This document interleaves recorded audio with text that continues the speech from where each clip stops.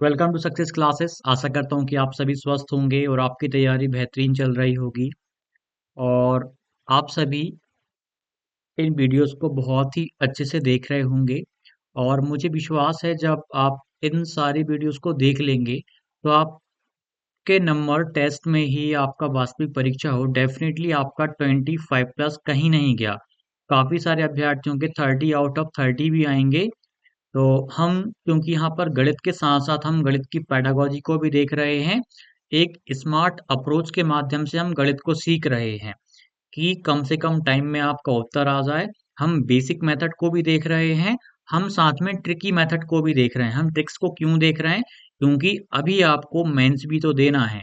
तो मेरा उद्देश्य है कि प्रीतो आप अच्छे अंकों के साथ निकाल ही लो, साथ ही आपकी तैयारी मेंस एग्जाम की भी बहुत अच्छी हो जाए। आज हमने प्रश्नों को लिया हुआ है 8 मार्च शिफ्ट एक लिखा हुआ है मैंने यहाँ पे। 8 मार्च शिफ्ट 2 के हमने आज प्रश्नों को लिया हुआ है। 8 मार्च शिफ्ट 1 के हम प्रश्नों को ऑलरेडी अपलोड कर चुके हैं। तो चलिए हम एक एक करके स्टार्ट करते हैं। 27 तारीख को सभी को तैयार रहना है। रविवार को सभी को मॉक टेस्ट लगाना है। ये केवल संडे को ही आप लगा पाएंगे। चलिए तो स्टार्ट करते हैं। ये जो हमने क्वेश्चंस लिए ना, 8 मार्च शिफ्ट 2 के हैं। हम पीडीएफ में चलते हैं जो अपनी 2040 पेज की पीडीएफ है। 8 मार्च शिफ्ट 2। अब हम इसमें क्वेश्चन नंबर पे यदि हम आते हैं तो आपका ये 382 पे थोड़ा और नीचे चलेंगे, हम सीधा सर्च कर लेते हैं 382। 382 मैथ सेक्शन आपको देखने को मिल जाएगा। 31 से आपका स्टार्ट हो जाएगा, डिविजिबिलिटी वाला क्वेश्चन आ गया। चलिए यहाँ से स्टार्ट करते हैं। इसको हम वर्ड के फॉर्म में कर लेते हैं। डिविजिबिलिटी आज मैं आपको 20 तक खत्म करवा देता हूँ, 2 मिनट लूंगा। डिविजिबिलिटी का दी एंड करेंगे हम। तो बिंदास, एक रिक्वेस्ट है आपसे स्टार्ट करने से पहले आप वीडियो को साझा जरूर करिएगा। आपसे विनम्र निवेदन है मेरा, ज्यादा से ज्यादा अभ्यर्थियों तक इस वीडियो को पहुंचाइएगा। कोशिश करो कि इस वीडियो पे मैं ज्यादा नहीं बोलता, 1000 प्लस व्यूज आ जाएं, ताकि ये सीरीज आपकी निरंतर कंटिन्यूअस वे में चलती रहे। आप व्यूज अच्छे दिलवाते रहेंगे, आप साझा करते रहेंगे, काफी सारे अभ्यर्थी देखेंगे तो मुझे मुझे भी मोटिवेशन मिलेगा।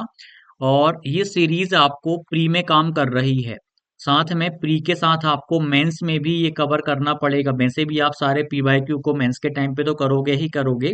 तो हमारी सीरीज चल रही है यूट्यूब पर, सोचिए आप। और सारे के सारे क्वेश्चंस मैं बहुत ही स्मार्ट तरीके से आपको करवा रहा हूँ। तो आप साझा जरूर करिएगा और वीडियो अच्छी लगे तो लाइक आप कर दिया करिएगा। हमारा भी मोटिवेशन हमें भी मिल जाता है। चलिए स्टार्ट करते हैं। निम्नलिखित में से कौन सी संख्या 68 से विभाज्य है? हमें यह बताना है कि कौन सी संख्या 68 से विभाज्य है। तो पहले इसको सॉल्व कर लेते हैं, फिर हम 68 के लिए आप मुझे बताइए। मैंने एक तरीका बताया था, जब बड़े नंबर का डिविजिबिलिटी आ जाए तो आपको उसके फैक्टर कर लेने हैं। तो 68 कब आता है? आपका 4 गुणा आपका 17 करने पे क्या 68 आ जाएगा? 17 चौके 68।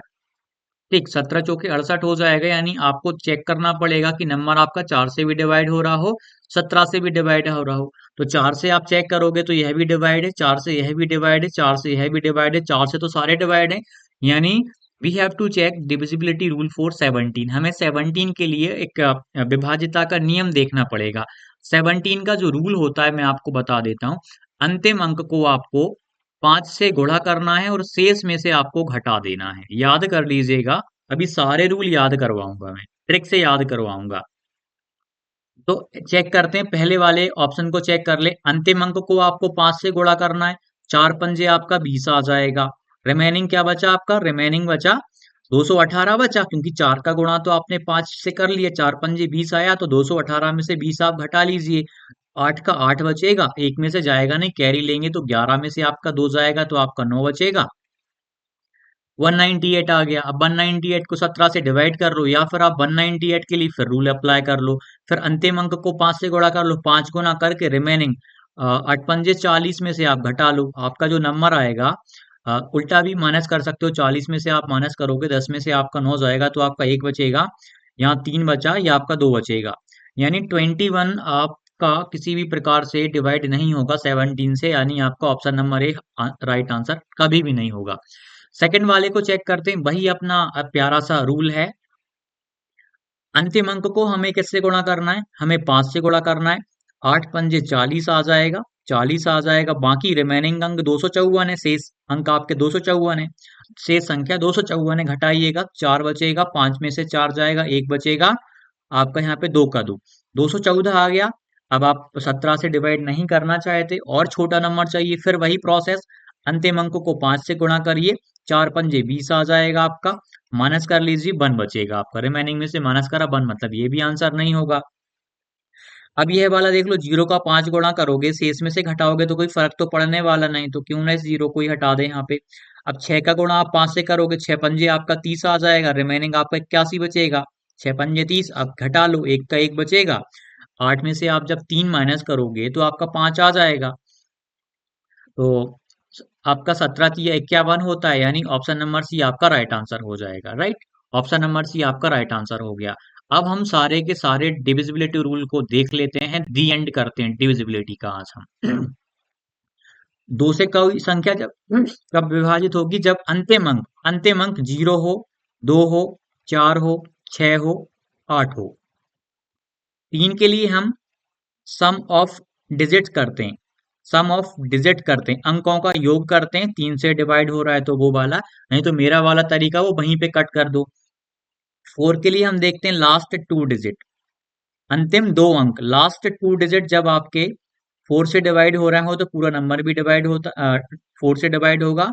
5 के लिए होता है 0 और 5, लास्ट डिजिट आपका 0 5 है तो 5 से विभाज्य है। और 6 के लिए आपको चेक करना पड़ेगा, 2 से डिवाइड हो संख्या, 3 से डिवाइड हो। 2 और 3 यदि दोनों से डिवाइड हो तो 6 से भी हम विभाजित कहेंगे उसको। 7 के लिए है अंतिम अंक को आप दोगुना करो और शेष में से आप घटा दो। ठीक। 8 के लिए आपको अंतिम 3 अंक देखना है, अंतिम 3 अंक चेक करना है, आप अंतिम 3 अंक को विभाजित करना है। 8 से विभाजित होगा तो पूरी संख्या भी 8 से विभाजित होगी। 9 के लिए 3 वाला rule, sum of all digits करना है, सभी अंकों का योग करना है। 10 वाले में तो आपको पता है 0 होगा। 11 वाले का रूल होता है विषम संख्याओं का योग कर, विषम स्थान पर आने वाली संख्या और सम स्थान पर आने वाली संख्याओं का अंतर ले लीजिए। 11 0 आ जाए, 11 आ जाए, 11 का मल्टीपल आ जाए, गुणा आ जाए, तो ही 11 से विभाज्य है। और आपको यदि इसका चेक करना है तो आप 4 और 3 का 4 तिया 12 होता है, इससे चेक कर सकते हो। 13 के लिए अब हम रूल देखेंगे। आपको क्या करना पड़ेगा, अंतिम अंक को 4 से गुणा करना है और बाकी शेष में जोड़ देना है। 14 का 2 का और 7 का चेक करना पड़ेगा। 15 के लिए आप 3 5 15 होता है तो 3 का भी और 5 का भी चेक करोगे। 16 के लिए लास्ट के 4 डिजिट आपको चेक करने पड़ेंगे, 4 डिजिट चेक करने पड़ेंगे। 17 के लिए अभी हमने देखा, अंतिम अंक को 5 से गुणा करो, 5 से गुणा करो और जो शेष बचा उसमें से घटा दो। उसके बाद 18 का 2 और 9 का चेक कर लो आप, 2 नम 18 होता है, 2 और 9 का। 19 के लिए रूल होता है, इसका 4 का देखा, 5 का देखा, इसके लिए आपको अंतिम अंक को 2 से गुणा कर देना है, शेष में से आपको माइनस कर देना है। ठीक, अंतिम अंक को 2 से गुणा कर देना है और आपको रिमेनिंग में से माइनस कर देना है। तो आपको किस किस का याद रखना है, 7 का याद रखो। 7 का तो मैंने एक और तरीका बताया था, 3 3 का पैर वाला, पिछली वीडियोस में देखा हुआ होगा। 13 का याद करो, 13 का कैसे याद करोगे, एक और जब 3 को जोड़ोगे आप तो 4 बनेगा। तो याद रखना, 13 के लिए आपको 4 से गुणा करना है, जोड़ना है। ट्रिक क्या बन गई, एक और 3 को जोड़ा, एक और 3 को जोड़ा तो 4 आया, मतलब अंतिम अंक को 4 से गुणा करेंगे, शेष में से हम घटा देंगे। देखिए, 13 का याद कर लो, प्राइम नंबर है। 17 का याद कर लो, प्राइम नंबर है। उसके बाद आप 19 का भी याद कर लो, प्राइम नंबर है। मतलब प्राइम नंबर 13 के बाद 17 आया, 17 के बाद 19 आया। पहले हम जोड़ेंगे, घटाएंगे, फिर हम जोड़ेंगे, सॉरी, इसमें जोड़ना आएगा, मैंने गलत बता दिया, यही मुझे पैटर्न बताना था। पहले में हम जोड़ेंगे, 19 वाले में आप 2 से गुणा करेंगे अंतिम अंक को, अंत में जोड़ देंगे। याद करना, 13 को जोड़ेंगे, फिर 17 प्राइम नंबर है, घटाएंगे, फिर हम जोड़ेंगे। 4 याद हो ही गया। 17 का आपको 5 याद रखना है। 19 के लिए आपको 2 याद रखना है, क्योंकि 20 के पास है, किसके पास है, 20 के पास है, तो आपसे 2 को से मल्टीप्लाई करना है और जोड़ना है। ये वाला रूल आप जब डिवाइड करते हो तो बहुत प्रॉब्लम्स आती है, इसलिए मैंने रूल ही बता दिए। एक ट्रेन दोपहर 12:15 बजे चलती है, कितने बजे चलती है, 12:15 पर चलती है, लेकिन वह 3 घंटे 15 मिनट देरी से पहुंचती है। 3 घंटे 15 मिनट और लगा लेती, देरी से पहुंचती, जोड़ दो आप। या आपका 30 आ जाएगा या आपका 15 आ जाएगा। 15 30 केवल एक ही दिया है तो कुछ एएम पीएम चेक ही नहीं करना। आगे चलो।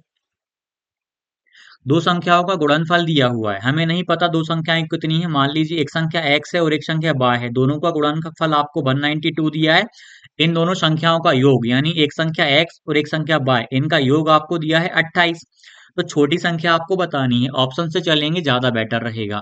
मान लो आपकी पहली संख्या यदि छोटी संख्या 28 है, तो आप मुझे बताओ बड़ी संख्या क्या होगी। मतलब 12 है तो दोनों का योग 28 आना चाहिए। 28 में से आप माइनस करोगे तो आपका 6 बचेगा। दो में से दो में से एक जाएगा तो आपका 16 बचेगा। यानी बड़ी संख्या 12 और ये आपकी 16 आ जाएगी। दोनों का गुणा करके देख लो आप। 12 पंज 60, 12 छिंग 72। 12 छिंग 72 का दो, कैरी का 7 जाएगा। 12 एकम 12 और 7 19, मतलब गुणा करने पर भी 192 आ गया। और दोनों को योग कर रहे हैं 12 और 16 को, तो आपका 28 भी आ गया। ऑप्शन ए आपका राइट आंसर हो जाएगा। अगला वाला करते हैं। ये हम जिस तरीके से कर रहे थे उस वाले तरीके को अपनाएंगे। 10 वर्ष पहले रमेश की पिता रमेश से, मैंने जो तरीका बताया ना रेशो मेथड, आयु में सब में लगेगा, सब में लगेगा। ऑप्शन से भी जा सकते हो। रेशो मेथड आनी चाहिए। 10 वर्ष पहले हम चलते हैं भैया प्रेजेंट एज, करंट एज यानी वर्तमान एज, वर्तमान आयु की बात करें हम। तो इससे 10 वर्ष पहले जब हम जाएंगे, मतलब -10 करना पड़ेगा। 10 वर्ष जब हम पहले जाएंगे, 10 वर्ष पहले जो रमेश के पिताजी हैं, जो फादर हैं किसके, रमेश के, रमेश के जो पिताजी हैं वो रमेश से 4 गुना बड़े हैं 10 वर्ष पहले, यानी ये 4 होंगे। रमेश यदि 1 साल का रहा तो ये 4, मतलब 4 गुना। 10 वर्ष बाद, मतलब प्रेजेंट से 10 वर्ष बाद, 10 वर्ष बाद क्या हो जाएगा, +10 करेंगे। 10 वर्ष बाद पुत्र की आयु, आयु की दुगनी होगी, बाद उसकी आयु। ठीक, तो कितनी हो जाएगी, दुगनी हो जाएगी पुत्र की आयु की 10 वर्ष बाद। ठीक है, बेटे की आयु, मतलब बेटे की आयु से पुत्र की आयु, सॉरी मैं उल्टा बोल रहा हूँ। पिता की आयु बेटे की आयु से डबल हो जाएगी। तो यहाँ पर हमें करंट, अब रेशो पॉइंट फाइंड करना पड़ेगा। 4 और 2 का देखो आप, अंतर 2 है, और एक का 0 आया। मैंने आपको, मैं बार बार बताते आ रहा था पुराने प्रश्नों में कि इनके बीच का अंतर समान करो। क्यों करो, क्योंकि आयु देखो आप, यहाँ -10 यहाँ +10, आयु का अंतर 20 यहाँ पर है। आयु का अंतर यहाँ इनके लिए भी 20 है तो इनके लिए भी 20 ही रहेगा। तो ये जो रेशो है ना, ये भिन्न भिन्न क्यों है, इसे भी तो हमें समान करना पड़ेगा। इसे समान करने के लिए इनका अंतर लो आप, कितना है, इनका अंतर 1 है। इनका अंतर लो आप, कितना है, 3 है। यानी इनके अंतर का इनसे मल्टीप्लाई करो, इनके अंतर का ऊपर वाले नंबर से मल्टीप्लाई करो, तो हमें रेशो मिल जाएगा। तो इन सभी को हम किससे मल्टीप्लाई करेंगे, इन सभी को हम मल्टीप्लाई करेंगे 1 से। 1 से क्यों करेंगे, क्योंकि इनका अंतर 1 है। और इनको हम काय से मल्टीप्लाई करेंगे, इनके अंतर से। इनका अंतर 3 है, इनका अंतर 3 है, तो हम यहाँ लिख ले रहे हैं इसको। तो ये आ जाएगा 4:1। यह तो यही रहेगा आपका, लेकिन ये आपका बन जाएगा, ये आपका बन जाएगा 6:3 आपका बन जाएगा। अब देखो 4 और 6 में अंतर 2 आ गया। इसको इधर कर लेता हूँ ताकि आपको दिख पाए। ठीक, इधर पे। तो देखो 4 और 6 का अंतर भी दो और 1 और 3 का अंतर भी दो, और यहाँ पर आप देखोगे तो हमें यहाँ से 2 की वैल्यू मिल जाएगी 10 वर्ष पहले और 10 वर्ष बाद, यानी 2 की वैल्यू हमें मिल गई 20 ईयर। तो 1 की वैल्यू आपको मिल जाएगी 10 ईयर। कितनी मिल जाएगी, 10 ईयर। 10 ईयर।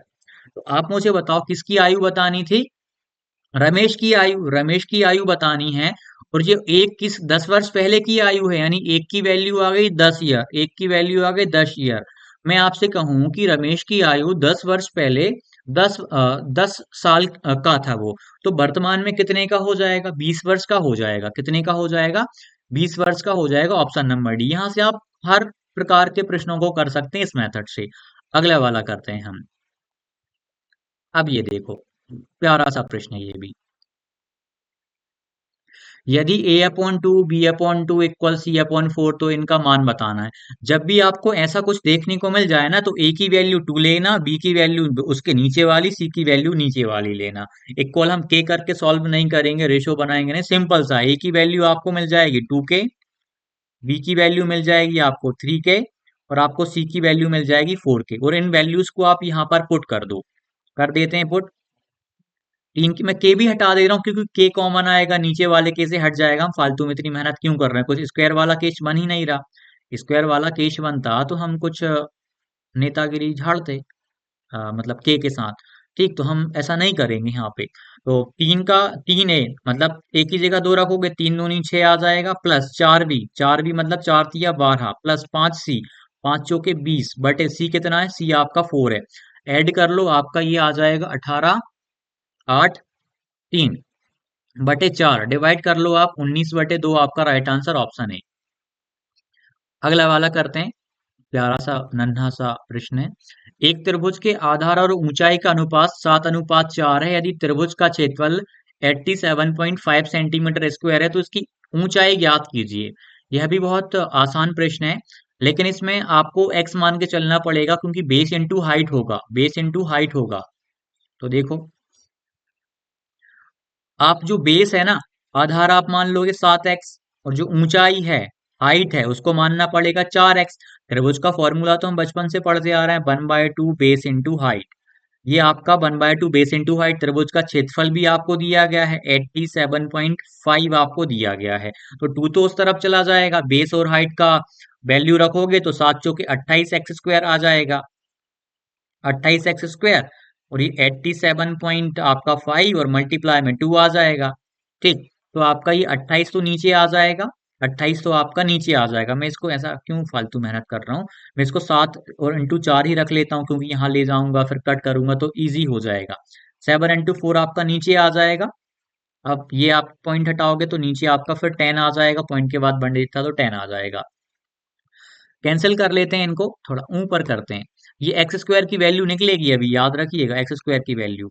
तो यहां से हम जब करेंगे तो ये तो पॉइंट तो हट गया। अब किससे डिवाइड हो रहा है आप चेक कर लो, क्या 7 से जा रहा है? हाँ, 7 से चला जाएगा, 7 एकम 7, 7 से डिवाइड करो, 7 एकम 7, उसके बाद एक चला गया, 7 दूनी 14, 17 में से 14 3 बचेगा, 7 पंजे 35, यानी आपका 125 बचेगा, 125 बचेगा। इसके बाद आप डिवाइड कर लो, आपका नीचे 2 आ जाएगा। फिर आप डिवाइड कर लो,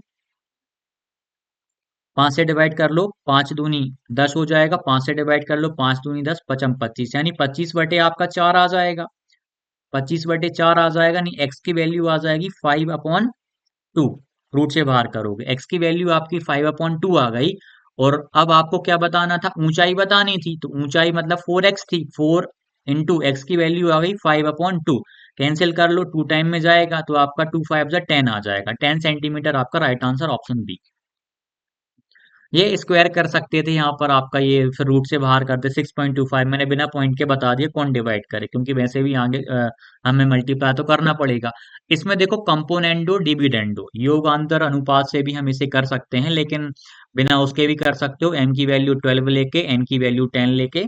लेकिन और रख दो यहाँ पे 144 हो जाएगा, 100 हो जाएगा, 144 माइनस 110 करोगे आ जाएगा। उसके बाद आप इम्प्रॉपर में मिश्रित भिन्न में बदल दो, सॉरी मिश्रित भिन्न में बदल दो आप, मिक्स फ्रैक्शन में, आपका राइट आंसर आ गया। लेकिन मैं आपको कंपोनेंडो डिविडेंडो बता ही देता हूँ ताकि यदि क्वेश्चंस आ जाए तो क्लियर हो जाए। m/n आपको दिया गया है, कितना दिया है, ये दिया है 12/10। कंपोनेंडो डिविडेंडो क्या कहता है कंपोनेंडो मतलब योग करना, डिविडेंडो मतलब कम करना। योग और अंतर मतलब इसका हिंदी में होता है योगांतर अनुपात। क्या होता है? योगांतर अनुपात, योगांतर, योगांतर अनुपात, योगांतर अनुपात। मतलब योग भी करना है आपको, वहां पर अंतर भी लेना है। तो पहले तो आप एम में एन को जोड़ दो, फिर एम में से एम में से एन घटा भी दो, एम में से एन आप घटा भी दो। ठीक, अब यहाँ पर तो लेकिन स्क्वायर वाली कहानी चल रही है, इसका मतलब पहले हमें इनका स्क्वायर करना पड़ेगा। तो हम यदि केवल आपसे m+n और m-n पूछते तब हम ऐसी प्रोसेस अपनाते, लेकिन स्क्वायर वाली बात कर रहे हैं तो पहले हम इनको स्क्वायर ही कर लेते हैं। क्यूब पूछते हम क्यूब कर लेते, फोर्थ पावर बोलते हम फोर्थ पावर निकालते, फिफ्थ पावर बोलते हम फिफ्थ पावर निकाल लेते। कंपोनेंडो डिविडेंडो से हम आजाद हैं। तो करते हैं इसको। तो ये आपका m² अपॉन n² इक्वल आपका आ जाएगा 144/100, क्योंकि दोनों तरफ हमने स्क्वायर कर दिया। अब लगाते हैं कंपोनेंडो डिविडेंडो मतलब योग अंतर अनुपात लगाते हैं। तो ऊपर वाले नंबर में पहले नीचे वाले नंबर को जोड़ दो, फिर ऊपर वाले नंबर में से ही नीचे वाले नंबर को घटा दो। ये होता है कंपोनेंडो डिविडेंडो। तो बन गया ना M square plus N square upon M square minus N square. तो 144 में से 100 को पहले जोड़ोगे आप, सॉरी ऊपर वाले में जोड़ोगे, और जब नीचे आएगा तो 144 में से ही ऊपर वाले में से ही नीचे वाले को घटाओगे। तो यह आपका बनेगा 244 बनेगा, और ये आपका बनेगा, माइनस करोगे तो 4 आ जाएगा, और आपका 4 आ जाएगा, बस 44 आ जाएगा। कैंसिल कर दो, 4 से जा रहा है क्या, हाँ 11 टाइम में 4 से जा रहा है। 4 छह बार में 4 एकम 4, 61/11 आ गया ना, 61/11 बदल दो। कितने टाइम में जाएगा, 11×5 = 55। तो 5 के समथिंग आपका आंसर आ जाएगा 5 and 6/11। Option A right answer. ये कंपोनेंडो डिविडेंडो ऐसे करके, इसमें तो उन्होंने अलग किया है, लेकिन मैंने एक सिंपल मेथड आपको बता दी। अब अंडर रूट में आपको 5746 दिया है, किसके इक्वल है आपको ये बताना है। अब देखो, ऐसे इनमें आप ना दिमाग लगाया करो, सब ऑप्शन ना बहुत दूर दूर दिए गए हैं। मान लो मैं पहले ऑप्शन को लेकर चलता हूं, मैं 200 का स्क्वायर ही निकाल लेता हूं, चलो 200 का स्क्वायर छोटे नंबर का ही निकाल के देख लो, तो आपका दो दूनी 4 आएगा, 4 जीरो लग जाएंगी, लगभग 40,000 आया। तो ये तो हो नहीं सकता, हम उल्टा कर रहे हैं।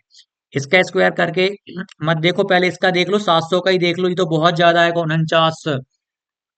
49 और फिर 4 जीरो मतलब 4,90,000, बहुत ज्यादा आ गया, तो ये भी आंसर नहीं होगा, ये भी नहीं होगा।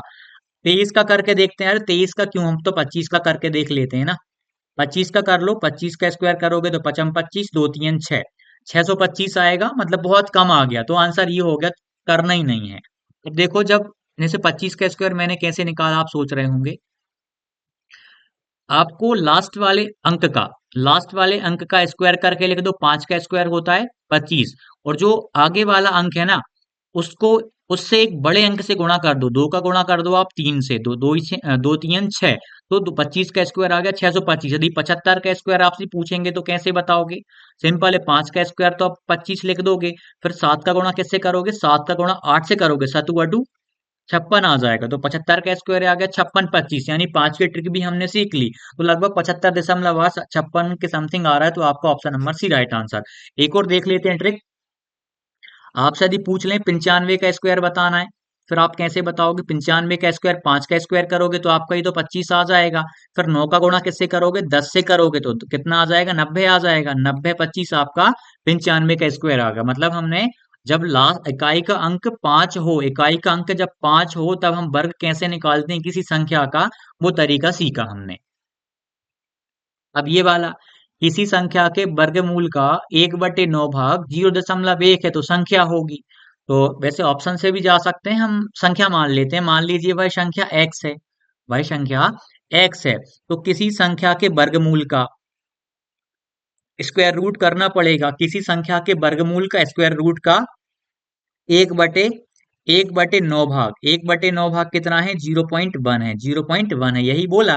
तो यहाँ पे रूट में तो x रहेगा, अब 9 उधर चला जाएगा तो 0 आपका 9 आ जाएगा।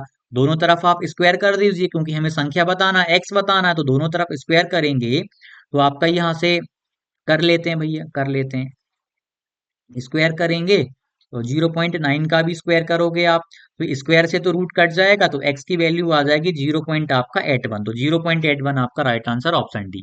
अगला वाला करते हैं। ये आपका लीनियर पेयर पे आधारित प्रश्न है। दी गई आकृति में पीओएस रेखा है, पीओएस एक रेखा है, एक्स ज्ञात करना है। इस एक्स की वैल्यू फाइंड, लीनियर पेयर लगा दोगे, रैखिक युग्म क्या होता है कि जब किसी लाइन पर, किसी एक सीधी लाइन पर, किसी एक सीधी लाइन पर जितने भी कोण बनते हैं, जितने भी कोण बनते हैं, ये जैसे लीनियर पेयर है, इस पर जितने भी कोण बनेंगे, ये वाले जितने भी कोण बनेंगे, सभी का सम 180 डिग्री होगा। तो यहाँ से 60 डिग्री प्लस 4x प्लस 40, इन सभी का सम होगा 180 डिग्री, क्योंकि एक लाइन पे बन रहे हैं। तो यहाँ से आप 40, 60 और 40 आपका 100 हो जाएगा, 100 आपका उस तरफ जाएगा और 180 में से घट जाएगा, तो आपका कितना बचेगा, 80 बचेगा। x की वैल्यू यहाँ से 20 आ जाएगी, 4 से डिवाइड कर दो, आंसर आ गया। वर्ग 3 के लिए आप टेस्ट सीरीज को जरूर ज्वाइन करिएगा। इससे यहाँ यहाँ से बहुत सारे प्रश्न आपको परीक्षा में बिल्कुल देखने को मिलेंगे। ऐसे ही प्रश्न आपको टेस्ट सीरीज से हमारी से देखने को मिल जाएंगे। और बहुत ही गजब लेवल पे क्वेश्चंस को डिजाइन किया गया है। डिफिकल्टी लेवल अच्छा खासा रखा हुआ है हमने। तो ये चैलेंजिंग होंगे, लेकिन इनको लगा लेंगे तो आपका प्री आसानी से क्वालिफाइड होगा। सक्सेस क्लास एप्लीकेशन की लिंक आपको डिस्क्रिप्शन में मिल जाएगी। अगला वाला करते हैं, बहुत आसान सा प्रश्न है। ए की वैल्यू 5 है, बी की वैल्यू -5 है, तो आपको इसकी वैल्यू बताना है। तो देखो, टू का तो टू रहेगा, टू प्लस ए की जगह पे कितना रख दोगे, 5 रख दोगे, प्लस टू, ये बाहर भी टू है ना, बाहर भी टू है, लिख दिया, अंदर टू। अब देखो प्लस बी, तो बी की जगह -5 करोगे तो ये वाला प्लस और ये वाला 5 माइनस हो जाएगा, तो माइनस का 5 हम सीधा लिख दे रहे हैं। तो यहाँ से 5 और 2 7, 7 दूनी 14 हो जाएगा। और यहाँ पे आपका बचेगा माइनस का 3, और 2 का गुणा -3 से करोगे तो -6 आ जाएगा। 14 में से आप 6 माइनस कर लो, आपका राइट आंसर 8 आ गया। अगला वाला देखो, ये तो 7a-28 की वैल्यू बतानी है आपको, क्या होगी। कितना आसान सा प्रश्न पूछा। 5a इक्वल 9 आपका उस तरफ चला जाएगा तो 20 बचेगा, 29 में से a की वैल्यू आ जाएगी 5 चौके 20, 4 आ गई। ठीक, तो a की वैल्यू रख दो, 7 चौके 28, मतलब यहाँ पे 7a-28 में जब a की वैल्यू रख दो तो 7 गुणा 4 हो जाएगा -28, तो 28 -28 करोगे, 28 -28 करोगे तो जीरो आ जाएगा। तो आपका जीरो आंसर हो गया। अगला वाला करते हैं, ये वाला देखो। रेशो बताना है, 6 सही 2/3 घंटे से एक दिन का अनुपात आपको बताना है। एक दिन का अनुपात, क्यों ना इसको भी आप घंटे में बदल लो, इसको आप उसमें इम्प्रॉपर अनुचित भिन्न में बदलो। टीचिंग 18, 18 में आप दो जोड़, इनका गुणा करते हैं और और ऊपर वाला प्लस कर देते हैं। टीचिंग 18, 18 में दो जोड़ोगे, 18 में दो जोड़ोगे तो 20/3 आ जाएगा। और एक दिन में कितने घंटे, 24 घंटे। अनुपात बताना है, तो 20/3 आपका, तो 20/3 आपका यहाँ रहेगा, और बटे में आपका 24 आ जाएगा। तो 24 के बटे में कुछ नहीं, एक लगा लो, रेसिप्रोकल कर दो, 20/3 गुणा 1/24, कितना, 1/24। अब आप कैंसिल कर दो जो भी कैंसिल हो रहा हो, 4 से जा रहा है, 4×5 = 20, 4×6 = 24, 5/18 आपका राइट आंसर, ये वाला। पी की वैल्यू हमको इसमें रखना है और आंसर बताना है। सिंपल सा क्वेश्चन है ना, जहां तक मुझे लग रहा है कि आप कर पाओगे। बहुत ही सिंपल सा क्वेश्चन है, चलो कर लेते हैं इसको। 4, पी की वैल्यू आप पी का क्यूब करोगे, मतलब 3 का क्यूब करोगे।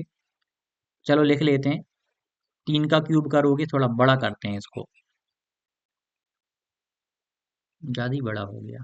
चल तो ठीक है, फिर भी 4 पी का क्यूब करोगे, मतलब 3 का क्यूब करना पड़ेगा, -3 पी का स्क्वायर करना पड़ेगा, मतलब 3 का स्क्वायर करना पड़ेगा, +4 इंटू, पी मतलब 3, -56, यहाँ से कर लेते हैं।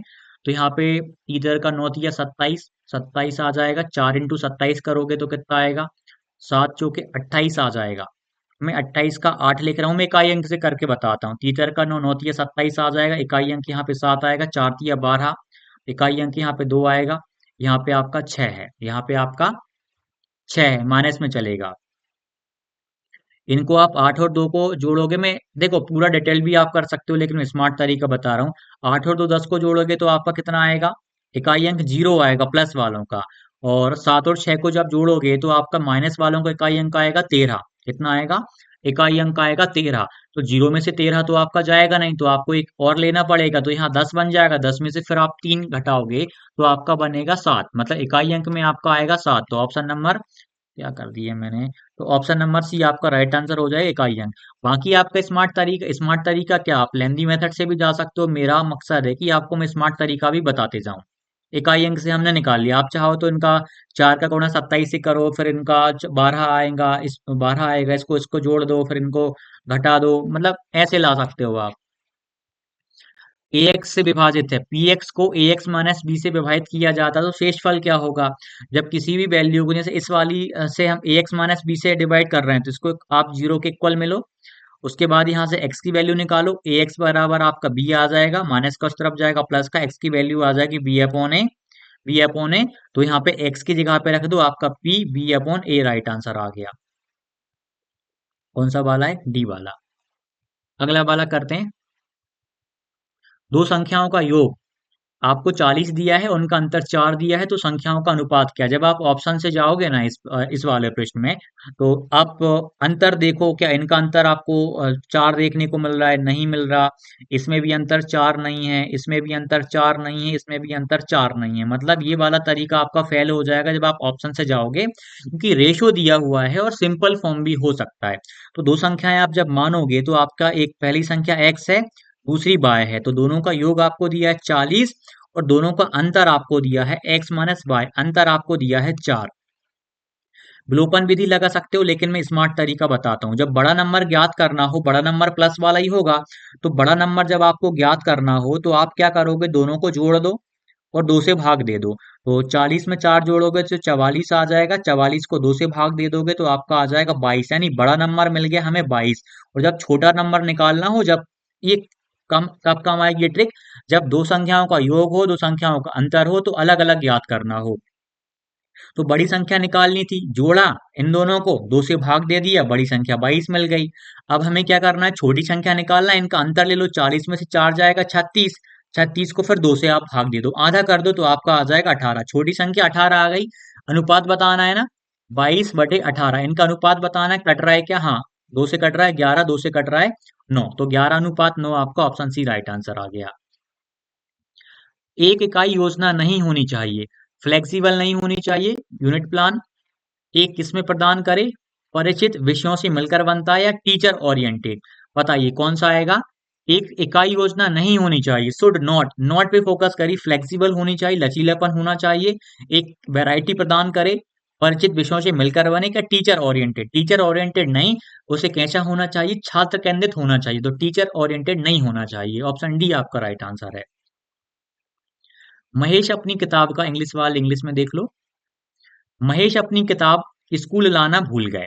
उन्होंने अमित को व्याख्यान के दौरान अपनी पुस्तक साझा करने के लिए कहा।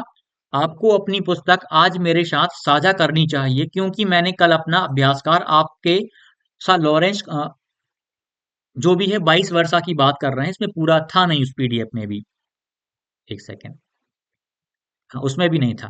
लॉरेंस कोहलवर्ग के नैतिक विकास के सिद्धांत के अनुसार महेश के कथन पर विशिष्ट अभिविन्यास कौन से चरण का प्रतिनिधित्व करता है?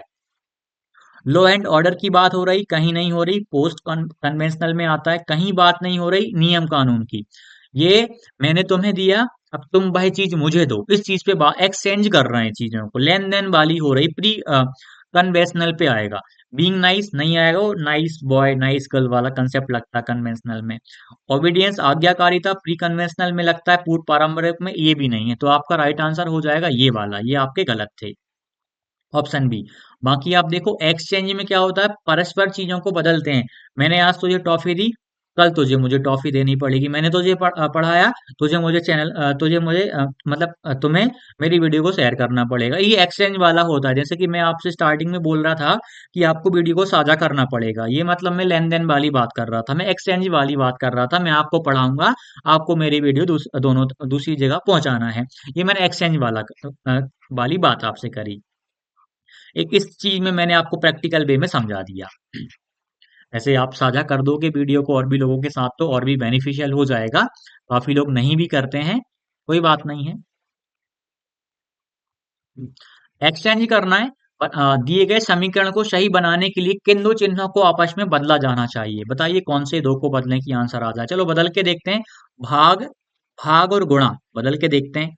42 का तो आपका, चलो लिख लेते हैं, 42 का तो 42 रहेगा, प्लस का प्लस, 16 का 16, गुणा की जगह आ गया भाग, 4 माइनस 6, भाग की जगह आ जाएगा गुणा 3। मतलब जब इनको आप हल करें तो 28 मिल जाए, आरएचएस मिल जाए।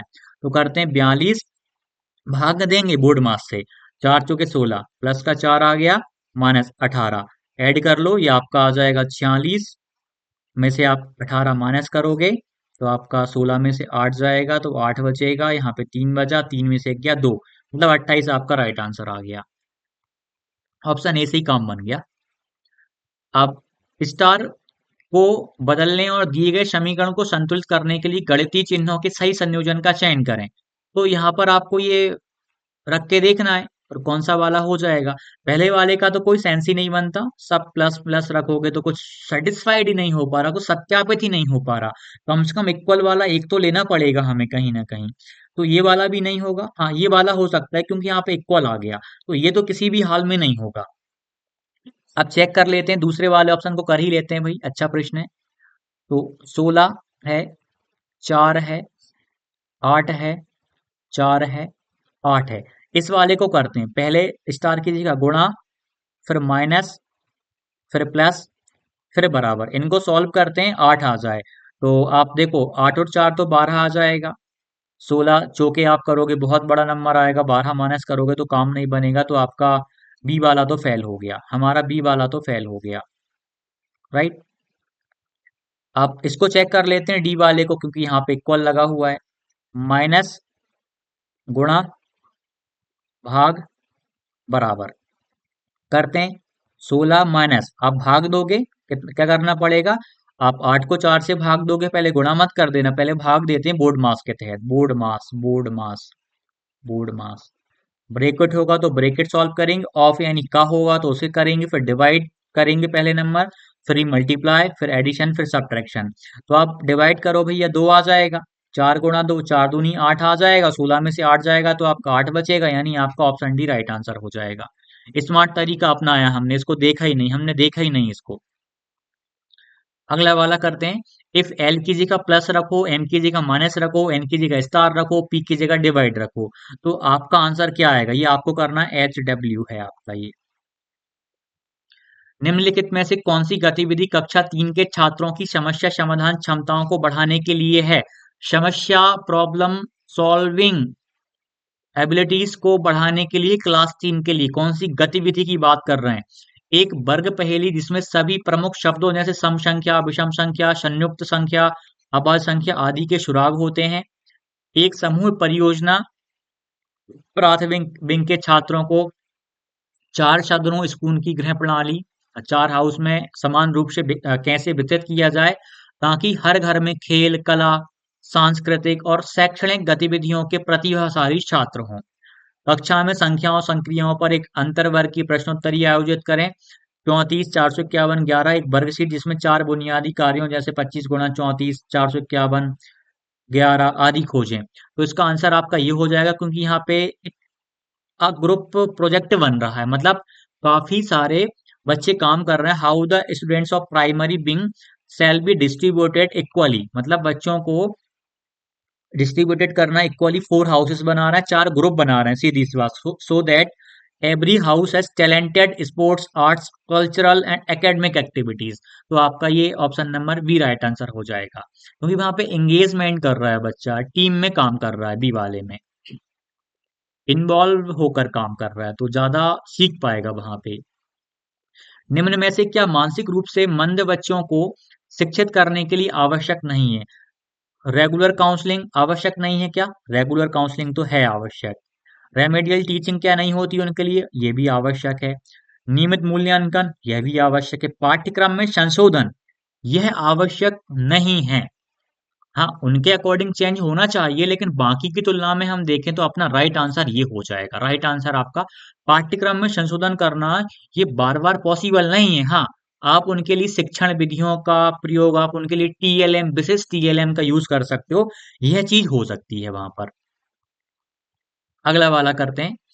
विद्यार्थी परिषद का उद्देश्य क्या है? The purpose of student council is to, छात्रों में आत्म अनुशासन की क्षमता विकसित करना, स्कूल प्रबंधन समिति की समस्याओं को सरल करें, विभिन्न छात्र समूहों और संगठनों के मनोबल को मापने में प्रधानाचार्य की सहायता करें, स्कूल से संबंधित समस्याओं के समाधान में छात्रों को शामिल करना। तो इसमें आएगा पहला आपका, छात्रों में आत्म अनुशासन की क्षमता विकसित करना।